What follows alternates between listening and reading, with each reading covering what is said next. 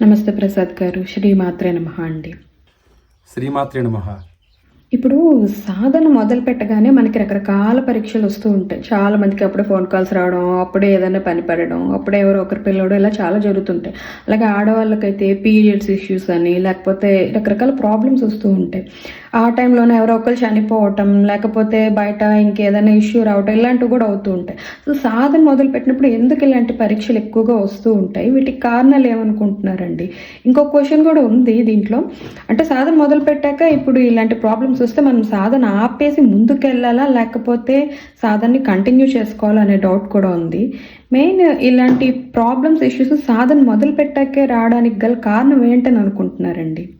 మీరు అడిగిన ప్రశ్నకి దాన్ని ఇంద్ర పరీక్షలను కూడా అంటారు. అయితే సాధన కొత్తగా మొదలుపెట్టిన తర్వాత, లేదంటే సాధన చేస్తూ ఉండే ఆ క్రమంలో మనకు ఎదురయ్యే ఛాలెంజెస్ అంటే కొన్ని సమస్యలు, కొన్ని ఏమంటారు ఆటంకాలు, ఇవన్నీ ఎదురవుతూ ఉంటాయి కదా. సో అందులో ఏవి నిజంగా ఇంద్ర పరీక్షలు, ఏవి కావు అని మనం కొంచెం జాగ్రత్తగా ఆలోచించి కొంచెం ఆ కాన్షియస్నెస్ తోటి అర్థం చేసుకోగలగాలి. వాటి గురించి చెప్పడానికి ముందు నేను మొన్న మౌని అమావాస్య రోజు నవరాత్రులు ప్రారంభం కావడానికి, మాతంగి నవరాత్రులు ప్రారంభం కావడానికి ముందు రోజు అమావాస్య ఆదివారం వచ్చింది. ఆ రోజు మౌని అమావాస్య. అయితే ఆ రోజు జరిగిన ఒక సంఘటన ఒకటి చెప్తాను. మౌని అమావాస్య రోజు మౌనవ్రతం పాటించాలి. సో ఆ రోజంతా మౌనంగా ఉండి రాత్రి హోమం చేయాలి. అది నా సంకల్పం. అలాగే లేచినప్పటి నుంచి మౌనంగా ఉన్నాను. సో ఇక్కడే ఈ అంకమ్మ తల్లి తోటలోనే ఉన్నాను. అయితే ఆ రోజు నా మౌనవ్రతం భంగం కావడానికి ఎన్ని రకాల సంఘటనలు జరిగినాయంటే, మొదటిది ఎప్పటి నుంచో మన చెట్లకి, నిమ్మ చెట్లకి ఒక పెస్టిసైడ్ స్ప్రే చేయడానికి లేబర్ని ఒక 10 రోజుల నుంచి అడుగుతుంటే ఆ లేబర్ ఆ రోజే వచ్చారు పనిచేసేవాళ్ళు ఇద్దరు. వాళ్ళు దొరకరు. అందుకని ఏమనుకున్నామంటే అసలు ముందైతే ఏ పని చేయకూడదు. ఆ రోజు ఖాళీగా ఉండి మనం మొత్తం మౌనంగా ఉండి అంకమ్మ తల్లి సన్నిధిలోనే ఉండి జపం చేసుకుంటూ అలాగా కాలం గడపాలనుకున్న ప్లాన్ అయితే వాళ్ళు రావడం జరిగింది. అసలు దొరకరు, వచ్చారు కదా, వాళ్ళని ఎందుకు పంపించేయాలని చెప్పేసి సరే ఆ పని పూర్తి చేసేద్దామని ఆ స్ప్రే పని మొదలుపెట్టాం. స్ప్రే చేస్తూ ఉన్నారు. ఆ స్ప్రే చేసేటప్పుడు ఏం చేస్తారంటే ఆ పెస్టిసైడ్ పెద్ద పెద్ద వాటర్ డ్రమ్ముల్లో కలిపి పెడతారు కదా, కలిపి పెట్టారు. అట్లా ధరణి మన ఆవు అది వచ్చింది. అది అలా తిరుగుతూ వచ్చేసి గబుక్కన ఆ డ్రమ్ములో నోరు పెట్టేసి ఒక 2 కుక్కలు గబుక్కను తాగేసింది. పెస్టిసైడ్ అది చాలా పాయిజనస్. నేను అప్పటి వరకు పని వాళ్ళు వచ్చినా కానీ వాళ్ళతో మాట్లాడకుండా ఏదో సైకిల్ చేస్తూ ఏదో అట్లా మేనేజ్ చేస్తూనే ఉన్నాను. సడన్గా ఈ ధరణి ఈ పని చేసింది. ఇంకేం చేయాలో అర్థం కాలేదు. వాళ్ళ సైకిల్ తోటే ఎట్లా ఇప్పుడు ఏం చేయాలి, అది తాగేసింది కదా అంటే వాళ్ళే నిమ్మకాయ నీళ్ళు పిండి ఇచ్చేస్తే అది కవర్ చేసేస్తుంది సార్, అది ప్రాబ్లం ఏం కాదు అని చెప్పి అన్నారు. సరే నా కళ్ళ ముందే డాక్టర్తో ఫోన్ చేసి మాట్లాడితే డాక్టర్ కూడా అదే చెప్పాడు, విన్నాను. సరే ఇంక వెంటనే ఆ పని గబగబా కొన్ని నిమ్మకాయలు కట్ చేసేసి రసం పిండేసి ధరణమ్మకి తాగిపించేసాం. అయిపోయింది. అదొకటి మొదలు. అదొక టెన్షన్ అయిపోయింది, ఏమవుతుంది దీనికి, ఎలా ఉంటుందేమో అని. సరే అది అలా జరగంగానే 5 నిమిషాలకి 5 నిమిషాలు 10 నిమిషాలకు ఎప్పటి నుంచో ఎలక్ట్రిసిటీ డిపార్ట్మెంట్ వాళ్ళని మోటార్కి ఒక కొత్త లైన్ లాగడానికి రిక్వెస్ట్ చేస్తుంటే వాళ్ళు దాదాపు 2-3 నెలల నుంచి రిక్వెస్ట్ చేస్తుంటే వాళ్ళు ఆ రోజు వచ్చారు. మళ్ళీ వాళ్ళతో కూడా మా సాధ్యమైనంత వరకు మాటలు లేకుండా సైకిల్ తోటే నేను చెప్పడం, వాళ్ళు వినడం, సరైన పోవడం, వాళ్ళ పని వాళ్ళు చేసుకోవడం. అంటే ఇవన్నీ కూడా ఏంటంటే మాట్లాడడానికి ఆస్కారం ఇచ్చేటి అన్నమాట. మాట్లాడకపోతే తప్పు అనే సంఘటనలు. సరే ఇలాగా అలా రకరకాల ఛాలెంజెస్ తోటి మొత్తానికి ఆ రోజు మనోవ్రతం పూర్తి అయిపోయింది. హోమం కూడా చేసేసుకున్నాం.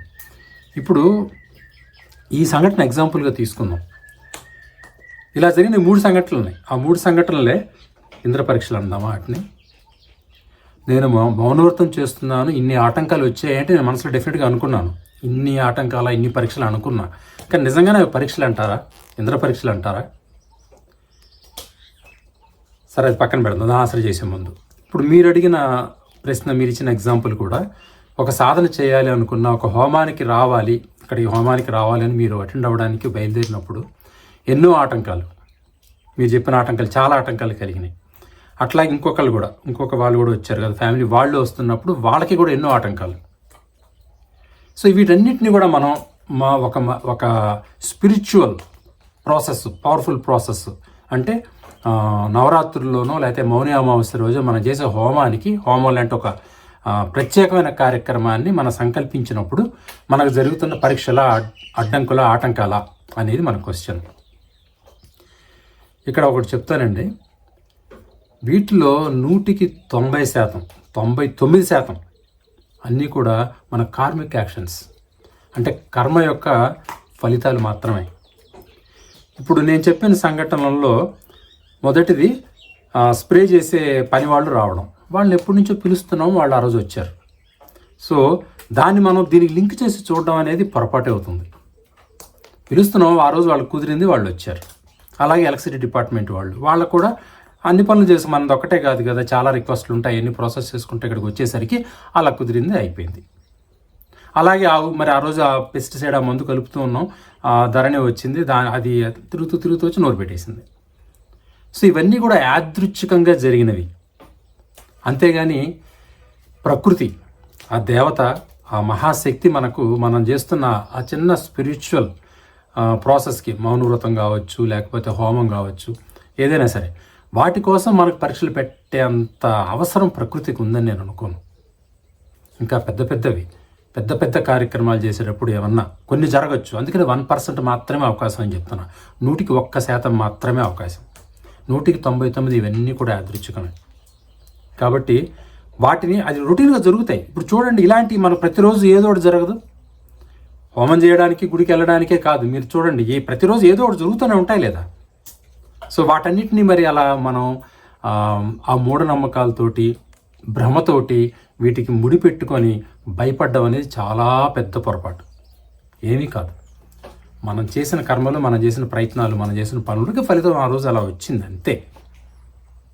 అలాగే ఇంకొక క్వశ్చన్ కూడా ఉంది ప్రసాద్ గారు. జనరల్‌గా ఇంద్ర పరీక్షలు అని అంటూ ఉంటారు కదా!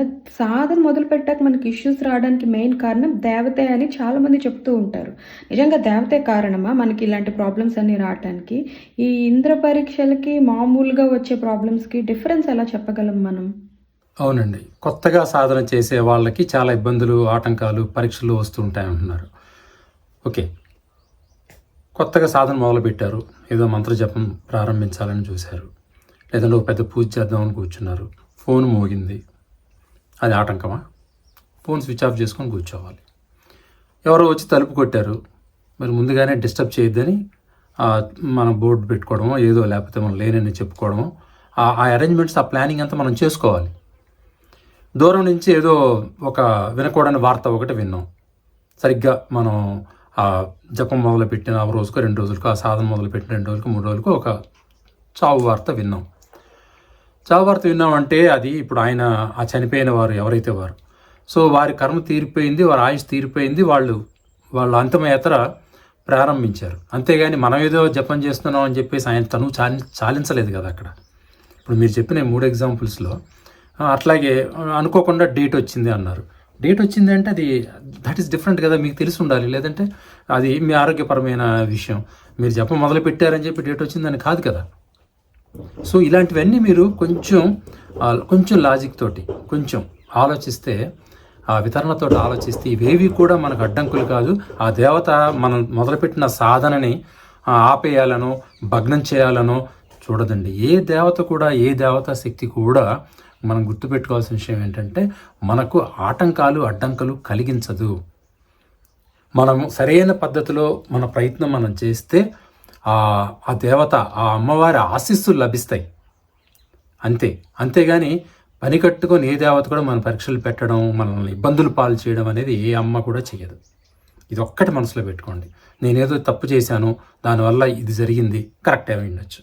మనం పొరపాటుగా చేయవలసిన పని ఏదో సరిగ్గా చేయలేదు. ఇప్పుడు ఒకసారి ఏమైంది, నాకే జరిగింది ఒకసారి. స్టవ్ మీద పాలు పెట్టేశాను, అది స్లోగా లో వాల్యూమ్లోనే పెట్టాను, దాన్ని లో ఫ్లేమ్లోనే పెట్టి నేను వెళ్ళి మర్చిపోయాను. నేను జపానికి కూర్చున్నాను. ఏమైంది, అది 5 నిమిషాలు 10 నిమిషాలకో 15 నిమిషాలకో ఆ పాలన్నీ ఎవాపరేట్ అయిపోయి ఆ గిన్నె అంతా మాడిపోయి పెద్ద సౌండ్, టప్ అని సౌండ్ వచ్చేసింది. అప్పుడు గుర్తుకొచ్చింది ఈ పాలు అని చెప్పి, పాలు పెట్టున్నాను స్టవ్ మీద. నేను పరిగెత్తుకు వెళ్ళి స్టవ్ ఆఫ్ చేశాను. సో అదేంటది, అది పరీక్ష ఎందుకు అవుతుంది? అది నేను చేసిన పొరపాటు. అది సో అంటే అది కూర్చునే ముందు అన్ని సరిగ్గా ఉన్నాయా లేదా, మనకి ఏమైనా డిస్టర్బెన్స్లు ఏమైనా జరుగుతాయా, అవన్నీ ఆలోచించుకొని కూర్చోవలసిన బాధ్యత మంది. అంటే అక్కడ చేసిన కర్మ సరిగ్గా చేయలే, నేను పాలు కాయడం అనే ఒక కర్మని సరిగ్గా నిర్వర్తించలా, అందువల్ల జరిగింది. మధ్యలో నా మాల కూడా పూర్తి కాలేదు కదా, భగ్నం అయిపోయింది, వెళ్ళిపోయాను. అంత మాత్రం దేవత వచ్చి మనకు అది చేసింది అని ఎలా అంటాం చెప్పండి? తప్పది. ఏ దేవీ దేవతలు కూడా మనల్ని శపించరు మనం పాపాలు చేస్తే తప్ప. ఏదో భయంకరమైన పాపాలు చేస్తే దానికి తగ్గ ఫలితం వస్తుంది అంతే. అది దేవత విధించిన శిక్ష కావచ్చు, ప్రకృతి విధించిన శిక్ష కావచ్చు. అంతేగాని మనం జపం చేస్తున్నాం దాన్ని భగ్నం చేయడానికి మాత్రం ఈ ప్రకృతి ఎప్పుడు కూడా మనకు అలాంటి భంగాలు కలిగించదు, అలాంటి నష్టాలు ఎప్పటికీ చేయదు. మన కర్మ బట్టే మనకు వచ్చే ఫలితం. మంచి కర్మకి మంచి ఫలితం, చెడ్డ కర్మకి చెడ్డ ఫలితం. మీరు చెప్తుంది వింటుంటే నిజమే అనిపిస్తుందండి. ప్రతిదానికి దేవతే కారణము, దేవతకే అన్నీ అనుసంధానం అయిపోయి ఉంటాయని అనుకోవడం కూడా ఒక రకంగా మూఢనమ్మకమేనేమో అనిపిస్తుంది. మన కర్మ ఫలితమే మనం ఎప్పుడూ అనుభవిస్తూ ఉంటాము. కాబట్టి మీరు చెప్పిన ఆన్సర్స్ ఈరోజు చాలామందికి ఒక రకంగా ఒక వే చూపిస్తాయి, ఒక క్లారిటీ ఇస్తాయని నేను అనుకుంటున్నాను. చాలా థ్యాంక్స్ అండి. శ్రీమాత్రే నమః. ఓం శ్రీ అంకమ్మ దేవతాయ నమః. ఓం మహామత్తమాతింగిని సిద్ధిరూపాయ నమః.